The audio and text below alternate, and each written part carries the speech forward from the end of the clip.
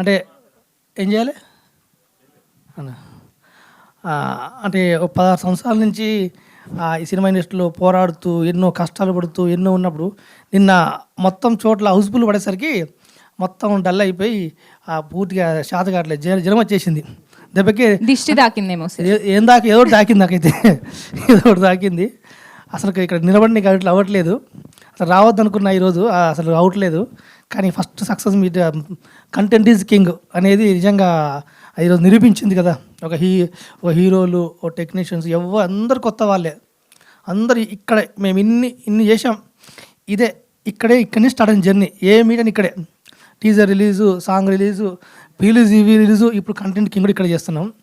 అంటే ఇక్కడ చిన్న పాయింట్ నమ్మకం ఏంటంటే కంటెంట్ బాగుంటే ఎక్కడ చేస్తున్నాం, ఏడ చేస్తున్నాం, ఏమవుతుందని కదా మనం మీడియాకి ఇచ్చే కంటెంటే ఎక్కడికైనా తీసుకోవద్దని ఇక్కడ అనిపించింది.